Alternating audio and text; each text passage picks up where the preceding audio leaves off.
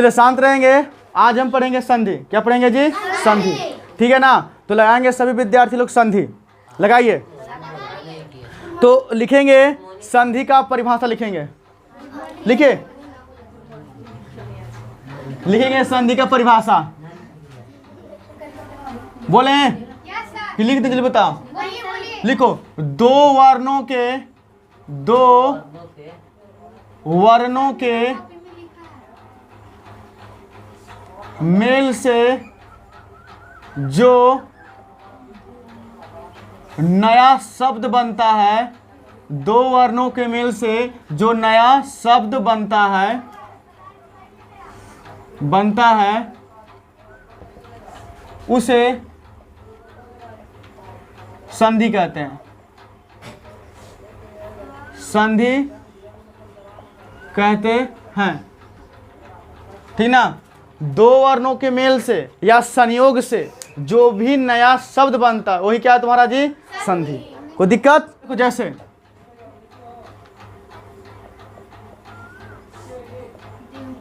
जैसे बोलेंगे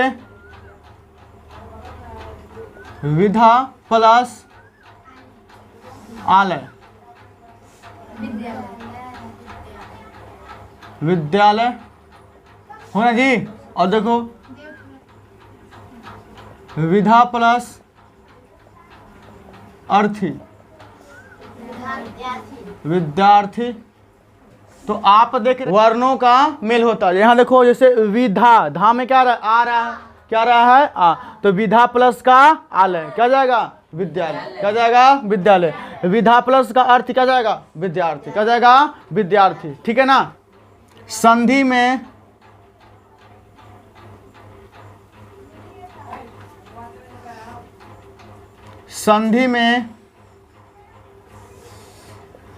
वर्णों का मेल होता है। सुनिएगा, बोला गया जी कि संधि में वर्णों का मेल होता है। संधि में क्या होता है? वर्णों का मेल। जबकि लिखना, जबकि समास में शब्दों का मेल होता है। क्या जी? शब्दों का मेल होता है। ठीक ना? यानी कि संधि में वर्णों का मेल होगा। किसका मेल होगा? वर्णों का मेल होगा। संधि में वर्णों का मेल होगा, जबकि समास में शब्दों का मेल होगा। कोई दिक्कत? अब देखिएगा, अब चलते संधि के प्रकार। तो लगाएंगे हेडिंग, संधि 3 प्रकार के होते हैं। संधि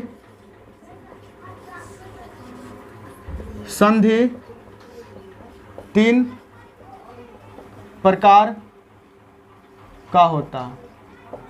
संधि 3 प्रकार का होता है। पहला बताओ जी, पहला कौन संधि बताओ हमको? स्वर संधि। स्वर संधि ये पहला है जी। दूसरा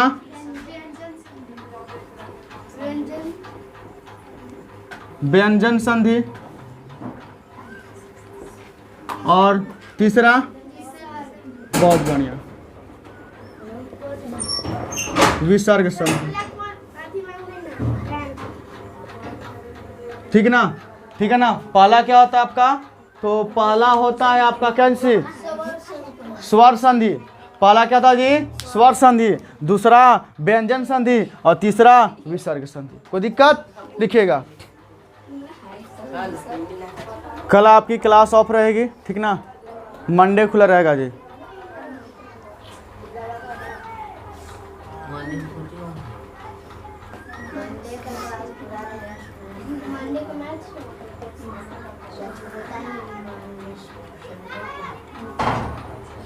लिख लिए हैं?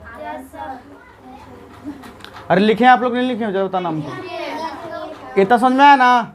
फिर समझिएगा। संधि, दो वर्णों के मेल से जो नया शब्द बनता है वही क्या तुम्हारा होता है? संधि। जैसे विधा प्लस काले विद्यालय, विधा प्लस का अर्थ क्या जी? विद्यार्थी। और संधि में वर्णों का मेल होता, क्या किसका मेल होता? वर्णों का। जहां भी आप संधि पढ़िएगा उसमें वर्ण जरूर रहेगा। वर्ण आप लोग पढ़ाना है जी, ठीक है। जबकि समास में शब्दों का मेल होता है, जैसे राजा का पुत्र राजपुत्र होगा ना, जैसे राजा की कन्या राजकन्या है ना, पुरुषों में उत्तम क्या जी? पुरुषोत्तम। तो ये सब क्या शब्दों का मेल नहीं हो रहा है? हो रहा है, ठीक है ना। लेकिन आप याद रखिएगा संधि में वर्णों का मेल, जबकि समास में शब्दों का मेल। पूछता एग्जाम में जी कि संधि में किसका मेल होता है? किसका जी? वर्णों का। समास में किसका मेल होता है? शब्दों। अब देखिएगा संधि 3 प्रकार का होता है। संधि 3 प्रकार का होता है। पहला स्वर संधि, दूसरा व्यंजन संधि और तीसरा विसर्ग संधि, है ना जी। पहला स्वर संधि, दूसरा व्यंजन संधि, तीसरा विसर्ग संधि। ये क्या है? संधि के प्रकार। कोई दिक्कत? अब लगाएंगे आप लोग हेडिंग स्वर संधि, लगाएंगे हेडिंग, लगाएंगे हेडिंग स्वर संधि। साफ कर देना ऊपर जी।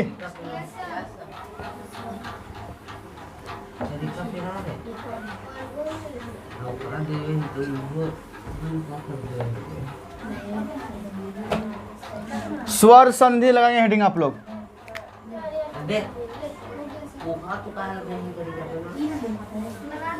स्वर संधि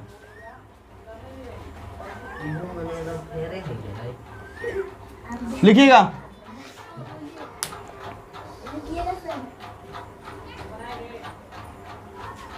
लिखना दो स्वरों के मेल से जो शब्द बनता है, जो शब्द बनता है, जो शब्द बनता है, दो स्वरों के मेल से जो शब्द बनता है उसे स्वर संधि कहते हैं। स्वर संधि कहते हैं, ठीक है ना। क्या जी? दो स्वरों के मेल से। बाबू स्वर संधि कितना स्वर जी? 2 स्वर। स्वर संधि में आपका 2 स्वर रहेगा, ठीक है ना। कितना स्वर रहेगा? 2 स्वर, है ना। तो जैसे सुनना, जैसे जो हम एग्जाम्पल दिए थे, क्या एग्जाम्पल दिए थे? सुनना। अभी संधि विच्छेद कैसे होगा? कोई नहीं पूछेगा जी। संधि विच्छेद कैसे होगा? कोई नहीं पूछेगा। जब हम पढ़ाएंगे संधि विच्छेद ना, तो आपको 1% डाउट नहीं रहेगा, ठीक है ना। आप टेंशन नहीं लीजिएगा। जैसे की बात को सुनो। जैसे बोलेंगे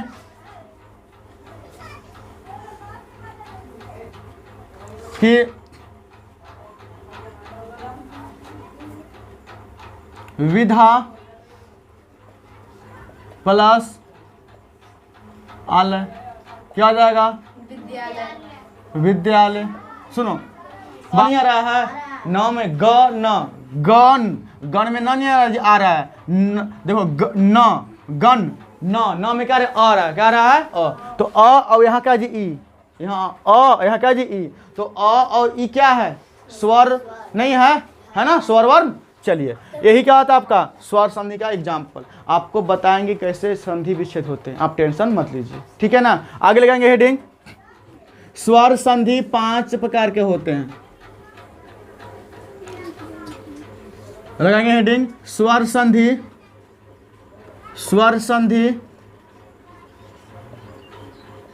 5 प्रकार के होते हैं। स्वर संधि 5 प्रकार के होते हैं। पहला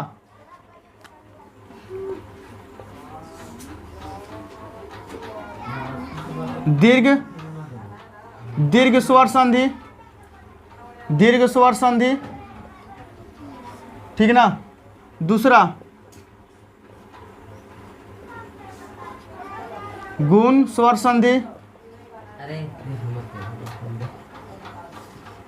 सुनिए आप डायरेक्ट स्वर ना लिख करके दीर्घ संधि भी ले सकते हैं, गुण संधि भी ले सकते हैं, कोई दिक्कत नहीं है, ठीक है ना। तीसरा वृद्धि संधि, चाहे वृद्धि स्वर संधि, वृद्धि स्वर संधि, और चौथा दीर्घ गुण वृद्धि, और क्या जी यन संधि, यन स्वर संधि कर दो, ज्यादा दिक्कत हो रहा है तो वर यन स्वर संधि,